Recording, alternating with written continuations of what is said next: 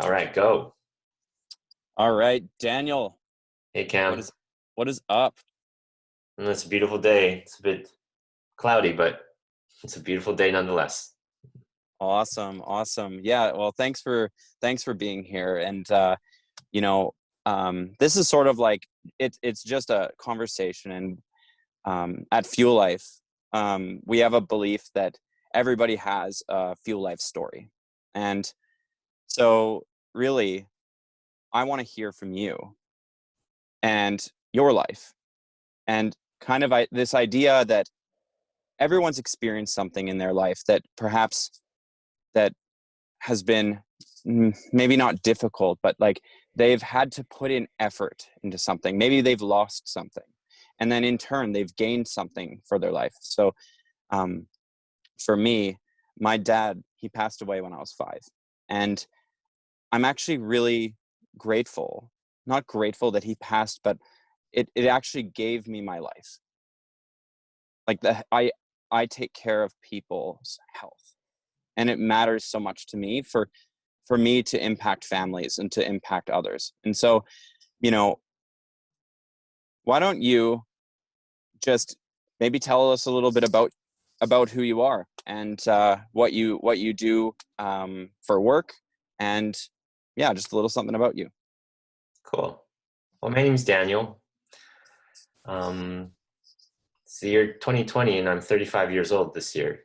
I moved Mm-hmm. to Vancouver in the beginning of 2015, Mm-hmm. so about 5 years now. And I moved here, being inspired by spiritual inspiration, by exploration in metaphysics and spirituality. Mm-hmm. That gave me the courage to see myself differently as I started encountering spiritual readings. Mm-hmm. Now, I'm someone that previously would never have expected to partake in any such things. Like, I speak of spiritual readings. I'm sure if I was to speak that to my mid-20s self, would have no idea what I was talking about or what any of that is. Mm-hmm. So, but I recognize as I look back on my life how there was always things that was leading me towards discovering, the next thing that will help me gain greater like self-awareness. Right. And so like you were on a discovery for self-awareness, and Mhm. when you're in your early 20s, it sounds like you had like kind of an experience where you might not have been as self-aware as you are now. But where were you from? Yeah, I was originally born in mainland China. Yeah, Mm, and most of my extended family is from rural mainland China, mm, and I was born in the early mid '80s. So, and I lived in China for 7 years and moved to Calgary, Alberta when I was 7. mm. Yeah, it What was was that like, having to move from China to Calgary? originally it was like completely moving into a different reality. It was like coming into a dream, in that it Mm, was such a difference in terms of the degrees of abundance and opportunity, and just like the amount of joy that was available here in Calgary when I moved to Calgary in 1991. Frankly, it mm, would seem such like a paradise, such a change in reality. It's like coming into a dream. mm. So you had a big shift in your life Yeah. and your environment. And Yes. what was it like in China, if you don't mind my asking? I don't know what I've never been there. Right. So I don't. Let's just say back then, in the later '80s, early '90s, most people, commoners, were still living in pretty impoverished lifestyles, if you will. Like, for example, when I left when I was 7, the place where me, my mother, and I lived was on the hospital grounds. My mom, coming from a rural town, was able to go to college, become a doctor, and move to Beijing, a bigger city. But we were still had to live. Our home was a makeshift little office room that was from Mm, an abandoned office building, right? So we had our home was like a little room, no bigger than a small bedroom in most houses these mm, days, and our washroom was the public washroom down the way on the hospital grounds. So, and I would take baths in this little plastic tub that we would have to boil lots of kettles of water in order to fill up with. So that Mm. was kind of the kind of impoverishment I lived in. It's like cement floor, cement walls, right? Just one bed, me and my mom shared, and that's was are my living conditions when I was 7 when we immigrated from China to Canada. So very, very humble beginnings, let's just say. Yeah. Um, Not a What was lot of that like? resources Do at you have all. do you have any memories of like what that experience was like with you and your mom, kind of being in this like sort of impoverished um, house and like having to share a lot of your um, amenities? Like, do you have any memories of what that was like for both of you? Yeah, I do, and it was just living. Honestly, it was a simpler life. So therefore, I we were able. You're more in tune with what's happening in life, and there was less like stuff. Like it was just a simplicity to life that made life more engaging in a way. Hmm. Because I certainly remember just having fun with a buddy that also lived on the hospital grounds, right? I just remember those things. When you're a kid, you just make the most of it. You accept everything that your reality, your environment is, your culture, your family dynamic is, and you just learn to make the best of it while doing your best to fit into and be accepted by your environment or your family, right? So I Hmm. definitely remember a lot of Hmm. mutedness in terms of there wasn't a lot of joy in the people around me in Hmm. terms of the kind of joy Western society like experiences. It's Hmm.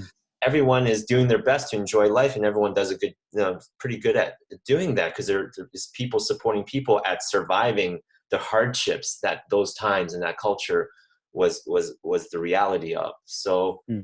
yeah, I don't, life was life because there wasn't all this understanding. There's so much other possibilities because most people in China back then, commoners, only had one possibility: work, survive, get enough food on the table. That's it. Support your family, love your family. That was it. There Hmm. was no notions of, oh, a bigger car, a nicer home, a globe-trotting job, et cetera, back then. So there was a simplicity Hmm. to be able to enjoy just getting by with each other. Right. That's what And I so remember. when you moved to Calgary, then all of these possibilities kind of opened up with there being so many more avenues that you could follow. Whereas when you're in China, it's very simplistic and you just have to, like you just have each other. And Yeah. it's almost sounds like in a sense like um, it almost sounds like a sense of like limitation that you were experiencing. Yeah. Yeah. Because of the limitedness, because everyone around you was limited, you accepted your lot in life. There wasn't as Hmm. much mental struggle Goodness. with, okay, I need to Okay. improve my status in life. I need to be better than that person. No, everyone was just struggling. So I remember people were able to enjoy each other more. Were able to be there for each other. Oh, Everyone was in okay. survival mode. Just like when I Yeah. think about like examples of African villages and how they have so much less than, so those of us living in Western society, but they seem so much happy. They have smiles on their faces and they're together with their families because their life is so much simpler. All they have to do is Mm, try to raise enough food, try to take care of each other, and try to enjoy a simple life because there's not much resources, not much opportunity to increase your status and your states in life. So. Hmm. I get you. So what you're saying is that like when you're in China, you actually had like a sense where you could actually enjoy each other more. Yeah, And yeah, then here, like when you moved to Calgary, like there was so much more available. However, like it almost sounds like, and I might be just like projecting this here, but it almost had a sense of loneliness in Calgary, even though there was more available. when I got into my teens, absolutely. Okay. Before teens, preteens, before like say 10, 11, 12, when the transition from elementary to junior high, there was still the ability to connect with various people. But once I got into teenage years in junior high and high school culture in Western society, boy, did that totally take that away. And I became so much lonelier because I was started developing an identity, right? Mm, In being socialized through my peers and through the school system. And we're all myself and all my peers were struggling because, you know, it's challenging, the school environments, these classrooms. And mm, then we're pitted against each other through the media we watch, through who mm, has what, who's popular, who's hot, who's this, who's that. You know, what kind of person are you? Are you a jock? Are you a nerd? Are you a geek? Are you a HK? Are you a raver? Are you a drug taker, etc.? And mm, that's what was so challenging for me, and I know for many of my peers, that segregation intensified in junior high and high school in Western society. mm, So you have all these identities and judgments of self and each other, and it's like, and you start to navigate, okay, who's part of my gang, or who do I want to fit into? How do I become more popular? All those stories mm. was really challenging. So essentially you had to like find your label, like to find Yeah, your exactly. almost like your niche, like um your posse, if you will. Yeah, yeah, And what was that like? Because like with you coming from coming from China, like, I mean, I have my own host of you know, interesting stories from back then, but like I don't even know what it would be like coming from China, where like you wouldn't have known English as fluently, you hmm know. yeah, And like, can you say more about like what that was like, having to not only like have to grow up identifying where you fit in, but also like with the different struggles that would come along with being ESL and all of that. yeah. It's interesting. I don't remember the struggles with coming from ESL, in that I feel I was able to adapt pretty well in that Mm, area in terms of language and understanding meaning. I was able to learn the language fairly quickly. I don't remember too much struggles in that way, but my yeah. struggles came from my being a highly sensitive person, an Mm, empath, and someone that was very sensitive in mind, in my energy, my emotions. I therefore was able to suss out the environments and all the various kinds of people. And I didn't realize back then, I kind of viewed myself as a very low class, low grade in this mm, structure, because I come into this culture where there's, you know, people and they have way more money. A lot of people have more money than me, more status and privilege and mhm, material, whatnot. So therefore, I would grade myself as lower if I had less money. If my family was, you know, and my family was always been kind of lower middle class, if mhm, at the most. So yeah, so I would just like, and being an immigrant, I recognized, looking back, I was always felt smaller, and I kept myself smaller, and right. always look for, where can I fit in, who would accept me. Is usually most likely other people that look like me. Especially as I entered junior high, it was only the people that looked like me was kind of, did I feel comfortable, or did I sense they were open to engaging with me? Because there was a lot of, I experienced certainly bullying in elementary and junior high, and I was good at experiencing bullying and then disconnecting from that person or that dynamic. I would withdraw. So, Mm, and therefore I was good at not allowing that person to further bully me, but at the same time, I made myself more invisible mm, as well, and therefore shut my own voice and who I am down even more. mm. So you essentially had to like kind of identify like who would be safe, Yeah, you know, who would absolutely. be safe to speak to, and then also like if you ever feel like that sense of threat, then you withdraw. And like it almost sounds pretty lonely to have to like um I guess have to think about it so much, like not to feel accepted. Like you said, you look for people that are like you. Do you mean like of Asian descent, Part or of that do you is mean yes, but what I recognize more is people that was willing to deal in kindness, in okay? gentleness, in some kind of authenticity. I I'm see. even looking back now, do I realize that's what I was always looking for? That I can be Mm, myself, and I am a gentle soul, and I am a kind, you know, I want to be kind, right? I was always looking for that, even when I was a kid. Being a mm, male, it certainly wasn't easy, because I recognized so many young boys, do not get the kind of parenting that helps them see that being kind is powerful. Being vulnerable Mm. is brave, right? Being Mm. open to each other is fucking beautiful and is Mm. loving, right? I recognize there was very little a space that I found or kinds of people that would I sense was willing to meet me on those levels, even as a very young person or a young boy or a young man.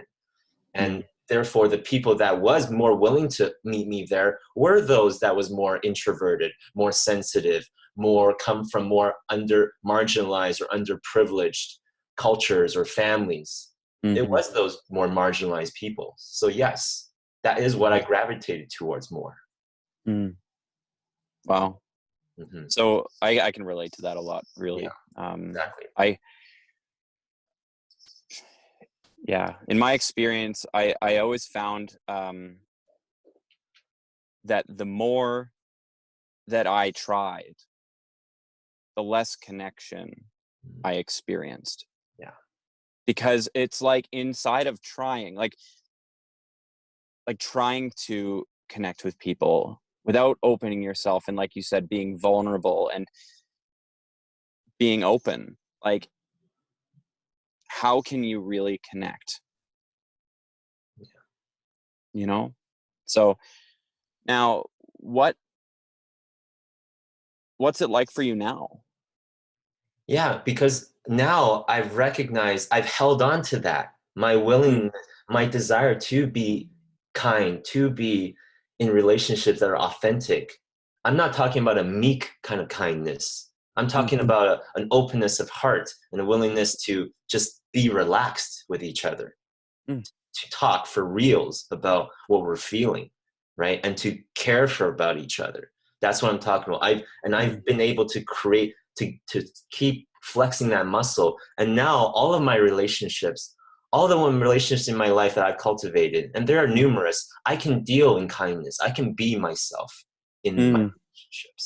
So thank Wow. fucking God I went through all of that and didn't let that go.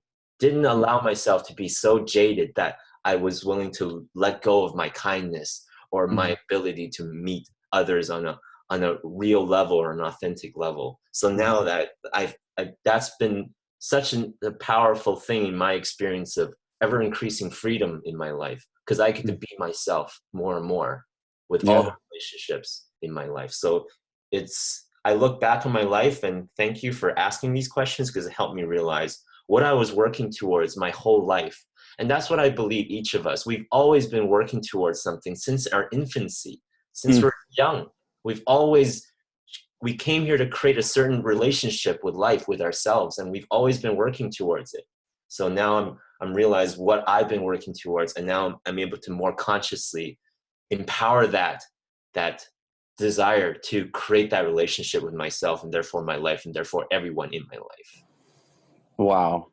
Wow. I want to commend you on like that journey, because it's not easy first to um put all those thoughts and those feelings aside, because like the thing overwhelmingly that I really love about what you just said is that it's a very simple end result and end outcome, which is that you are able to be yourself. Yep. And dude, like, what is that like, actually being able to be yourself? Because there are so many people that resist them being themselves, that they feel like they should be a certain way, Yeah.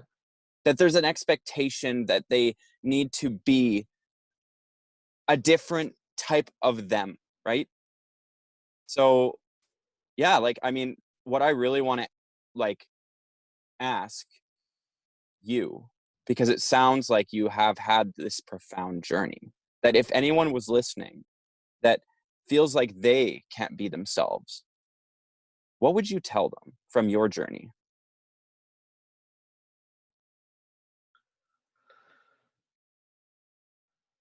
That it's the willingness to explore that. It's the willingness to create space with yourself so you can allow yourself to experiment with being a different quality through choosing to connect with different kinds of people and going to different spaces and different environments so you can experience yourself in a new way. It's so much of it is about exploration.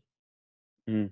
I found myself starting with mainstream pop culture. I grew up on pop culture. I was Hmm. raised by the screen. I raised myself through the screen. But over time, as I explored all the different programs out there, all the different kinds of content out there, through that exploration, I started paying attention to how I felt about what I was training myself or educating myself in, whether it's the person or the movie or the video game or whatever content I was connecting with or whatever dynamic.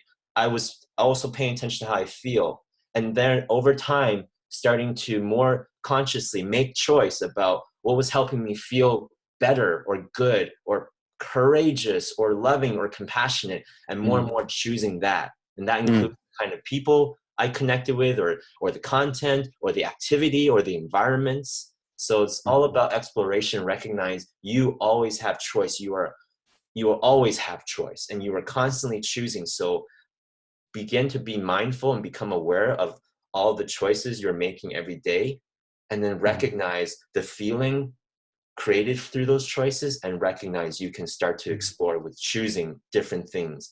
And through the choosing of different things, through that exploration, yes, you're going to make a lot of mistakes, but that's only going to help you know yourself more. And through that knowing yourself, you'll gain greater awareness of the choices you want to make. And through that making a choice, that exploration, discovery, you'll start to build that muscle to make choice, to make choice, to make more of the choices that help you, empower you to make more of the choices that you know feels loving for you. So what I really hear is to have the courage to face fear and make choice and discover different and unknown things so that you can be aware and learn and grow. And then through that and that self-awareness, move forward and take more actions and choose and have courage to then grow as a person and with others around you. Is that kind of right? Yeah, it's a beautiful process. Everyone has a different kind of imagination. So yeah, absolutely. And when you say those words, right, I invite people to think about with their imagination what that's like, what that is, what are those choices? Because everyone will have different choices to make to kind of expand the next level or layer of awareness. And through that awareness, their own awareness, imagination, intelligence will guide them towards this next layer of exploration. Yeah, absolutely. Mm. Well, thanks so much, Daniel, for sharing your story. And, you know, we'll be seeing you again. And I'm looking forward to collaborating with you because honestly, it really is amazing to find someone who is willing to share themselves and to be themselves and to have the courage to pass on a legacy of being seen to others, because for so long you held yourself invisible. And I just want you to know that, like, it's very inspiring to me because I don't know what it would have been like to grow up in that capacity, and to always need to label yourself so that you could feel safe and secure and accepted. And honestly, like, I'm glad that you have been able to show yourself and to share yourself because it's a gift that you can now give to others. So thanks so much for being here. And anything else that you want to say as closing words?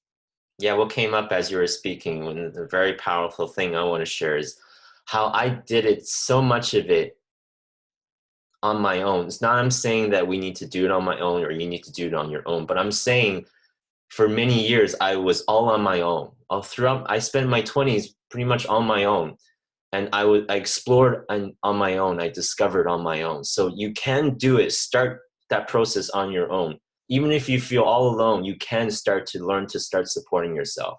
And then through that, as you gain more uh, love with yourself, more support, then you have the ability to start bringing in this kind of support and the kind of relationships that you know you really need and deserve. So that's what I'm Mm. saying. It's okay to do it on your own, even if you feel so alone, so isolated, even if it's for many, many years, know that you can start to change your relationship with yourself. And through that relationship, you can really start to change your relationship with your life and with all others.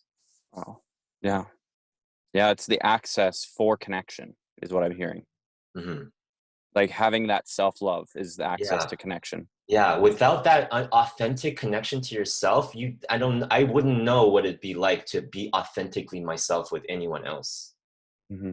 So it's being willing to keep, yeah, having that truthful relationship with myself. Hmm. Beautiful. Well, thank you Thank, so much, Daniel. thank you, Cam, very much. I really appreciate this connection, and I'm so grateful, yeah, for this. Thank you. Me too. Me too. And let's chat again soon. Okay. Sounds good. Looking forward to it. Okay. Enjoy the rest of your day. You as well.